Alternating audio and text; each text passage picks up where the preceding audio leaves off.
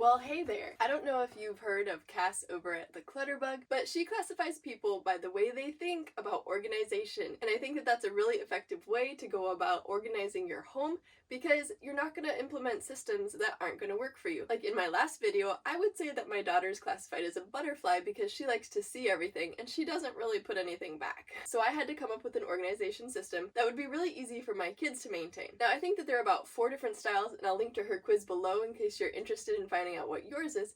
I think that I'm a ladybug because I don't like visual clutter. I like to put it in a bin or cabinet or in a closet with some curtains, but once you look inside, it can be pretty messy. So today my goal is to get my itty bitty master bedroom back in order, back to feeling like an oasis instead of the crash pad that I've been using it as. I've been piling laundry on my reading chair. My husband and I haven't been making our bed. It's supposed to be the last person who gets out of bed who makes it, and that's usually him, but today I'm the culprit. So today I'm gonna get myself in gear and make this feel relaxing again so that I can boost my energy and creativity instead of feeling so drained and cranky. Hopefully I'll find some things to part with and stick in my declutter bin, and also I would kind of like to add some visual interest back there just because it feels weird to have an empty cubby, don't you think? So I'm gonna get started, and I'm really excited about having this feel really relaxing and calm again instead of kind of draining and like a pile of things to do. There's about 5 feet beyond the foot of my bed, and it's pretty glittery over there. So I'm just gonna start tackling this area. But the very first thing to start with in any bedroom declutter is making the bed. It makes an immediate difference. It feels so much nicer once you've made your bed. I had a talk with my hubby and said we really have to get back to making the bed because when I come in here and the bed's not made, it does not feel very welcoming at all. Got a book on the floor.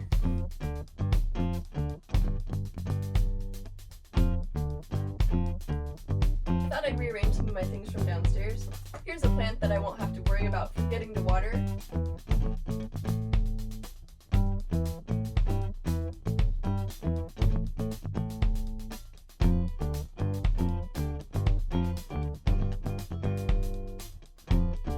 Because our master bedroom is so small, I really wanted a bed frame that had storage in it, but everywhere I looked online, I couldn't find something that would fit in such a small room and had the aesthetic that I liked and, you know, would work with the dormered ceilings.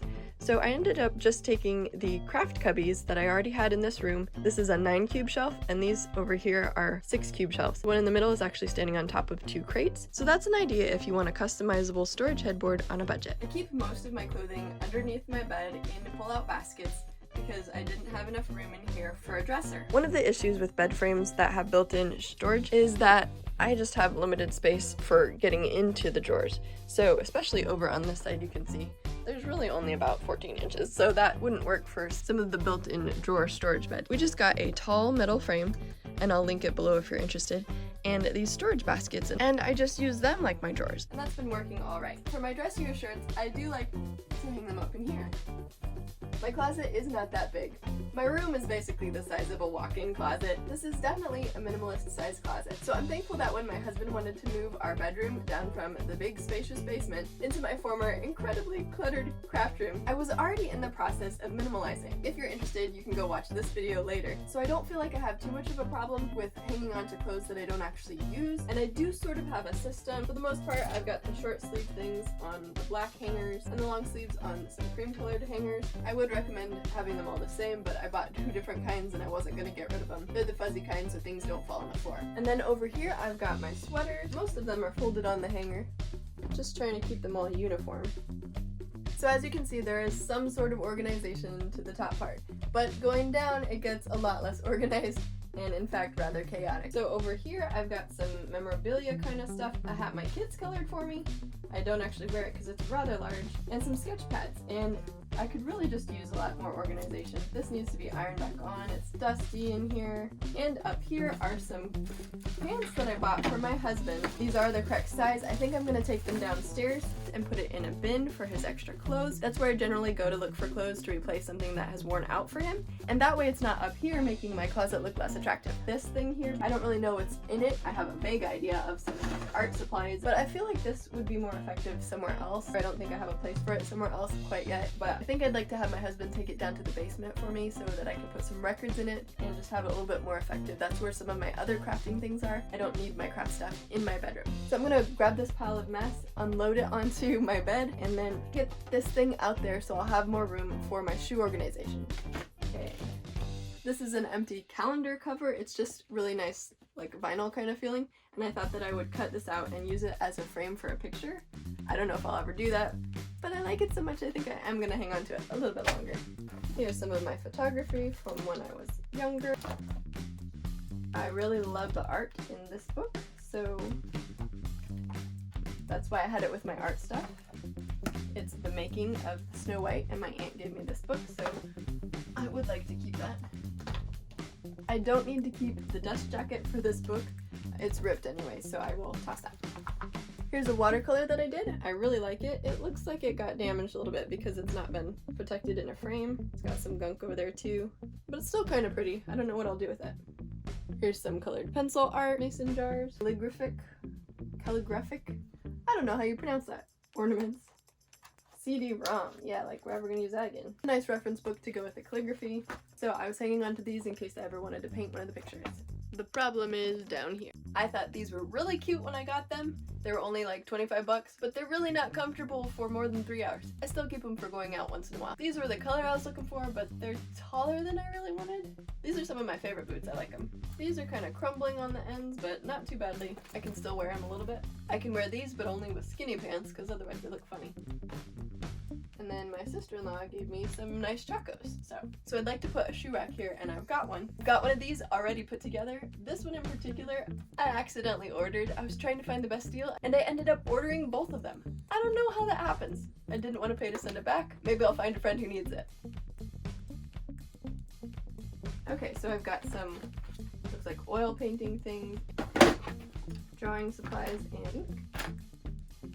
This is the hobby that realistically I'll probably never get to, but I like the idea of it as a possibility, and I can't bring myself to get rid of it. I did not invest a lot of money into these supplies. I got them at a thrift store for probably a total of $5, but it's just a possibility I can't part with. I've got a lot of stuff that I could put in there. It's just not getting used very well up here, so I'm gonna wheel that out. So back here I've got a lot of really big sketchbooks for art, and because it has some of my art in it from college, I think I'm probably just gonna leave it there. It's not the ideal placement, but our basement has water issues, so I think it's the safest place for now. I have some really dusty paper that I need to just sort through and probably part with. Paper clutter's hard for me. So back in here is where I've got like snow pants and Christmas clothes and stuff. It's just kind of a awkward nook back there that this shelf happened to fit in, and I'm just gonna store off-season clothing like this coat down in there. Ooh, look, I found a pair of shoes. I'm so glad I found these. These are my favorite Crocs. So I'm gonna try to prop these up a little bit better. Maybe move this over here. Okay, here is my son's coat insert, and it's stained up and it's ripped up, so I don't think I can donate it. Even if I did sew it up, somebody wouldn't want it with stains. Somehow I feel like it's still useful, and it's a little bit hard for me to just throw away, but I think that's what needs to happen. Although, I think what I'm gonna do is put it in a bag and mark the bag Scarecrow, so that would be a fun project with the kids, right? The thing that I'm going to have to do in order not to forget that I have this bag of Scarecrow supplies is put it in my Google Calendar so that I'll have a phone reminder, otherwise I won't know that it's back there. There is really just so little room to move around and work in here. I'm trying to find good camera angles, but I'm getting attacked by my clothes. It's really making me laugh and also feel like a kid again. Now wouldn't this be a good hiding spot? Anyways, back to work.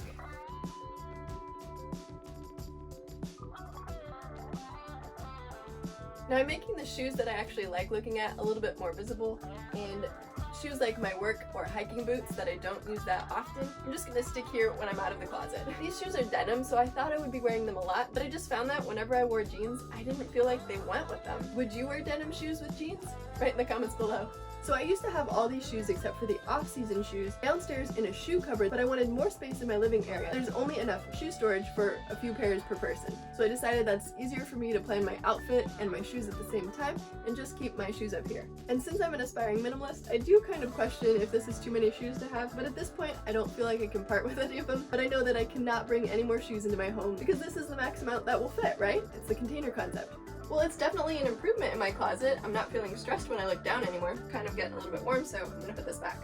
I bought this shirt at a garage sale. I think it's either H&M or Black and White or something, so it's a good brand, and it was only $1.25, but I don't wear it a lot. I've got a white dog, and that doesn't mix with black clothing very well. But I love finding good deals at garage sales, and I usually buy my clothes at thrift stores. This silk sweater I got from ThredUp, which is like an online thrift store, and they'll even send you a bag to donate your clothing. I don't know what's going on with this COVID situation, but if you're decluttering, that's an option too. I think they'll pay shipping, so if you don't want to go somewhere, just load up one of their bags, and I'm pretty sure they'll pick it up. So I tend to use my sweaters on Sundays, and I was thinking about getting rid of this one, even though it's my favorite color, but just the laciness, not lacy, you know, like ruffliness. I don't know, I feel weird about the ruffles. But I have worn it once in a while, so I'll just hang on to it. I can part with it next round of decluttering. Now I'm gonna count how many sweaters I have because it does look kind of ridiculous. Let's see. That's a lot. I definitely don't need to buy anymore. I almost forgot this one. 11. So this is my child's kindergarten graduation outfit. They probably won't get to wear. I've heard from a lot of other moms kind of having a hard time dealing with the emotional aspect of this social distancing thing and not being able to finish their child's kindergarten year with favorite kindergarten teachers. I know ours is an amazing teacher, and at least now they do get to see them on Zoom. So, but after this year, I'm probably going to donate this to her class because I won't need to hang on to a kindergarten graduation outfit unless my child wants to wear it for trunk or treat or something. Alright, here's another problem spot. I am not sure why there are goggles in here. I'm gonna have to put that in the bathroom area. So besides dusting, one thing that I know that I need to do is put the laundry away. Sometimes at the end of the day I need to switch a load of laundry over and the clean laundry will come over into this seat and then it just kind of sits there for a while. So obviously I'm not using this for reading and relaxing if it's full of laundry, right? When my pillow comes off of my bed, it goes on here, that way it's not on the floor. And it really is a nice place to relax, so I definitely want to keep this clutter free. There's a container I can throw away. So these are pajamas that I've had about 10 years. They've got some holes in them, they kind of shrank, so I'm gonna get rid of these. And I'm thinking I'll put some books here because it's kind of crowded over there, and it'll just make it look more visually appealing to me anyway. Up here I've got some things that need to be fixed and repaired. When I was a kid, I was into making miniatures, and I made little tiny gift cards and envelopes. Those are the little images that come on the side of addresses. So I just made a little gift box set of cards. That's another example of sentimental clutter. This used to be what I was using to cover my window. Wrapping paper, because we don't have a curtain up here. It's got some damage around the edges of the frame. We probably need to replace it and figure out what's going on with that wall. So I haven't repainted or done anything like that because of that. So I'm probably not going to use this up here. I'm going to take it downstairs to my paint center. This is a painting from the Philippines, and if you can see that volcano, the Taal volcano erupted at the beginning of the year, and now they're having the pandemic like everybody else is, so they're going through a lot. If you're a person of faith and you think of praying for the Philippines, they have a lot of people starving there right now. I'll often save word art out of magazines because I just think they're beautiful, and Ezekiel 11:19 is special to me because it says I will give them one heart and put a new spirit within them, and that's been my prayer for several years because moving and all the stresses and just differences in personality and difficulties in parenting, it can be really easy to be pulled apart, and I love the visual of one heart being a team together, especially during the crisis. I know a lot of people are struggling, and I just want to give you hope that it can get better. There were a few times in our marriage where we thought, wow, this is really not where we want to be, and this doesn't feel fun, it doesn't feel good.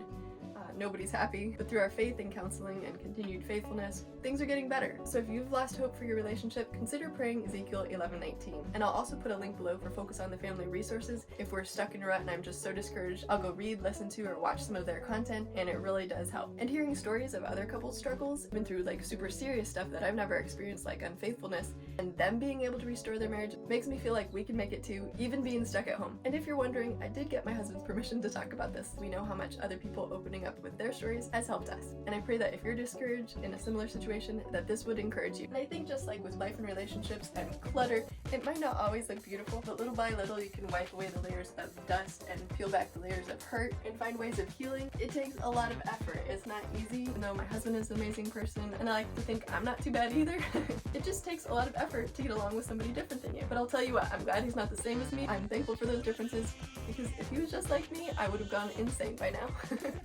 Alright, I need to go get like a laundry basket or something to carry all this craft stuff downstairs. Okay, so let's unload some of this. I need to figure out a way to display all my necklaces because they're really getting jumbled and knotted up. So if you remember, in the back of my closet I had this frame, the glass has broken, and I was thinking that I could just go ahead and reuse this feather wrapping paper and use it as a pegboard, so I'm going to try that really quick. It's not like corkboard, it's really hard, so I don't know if this is actually going to work.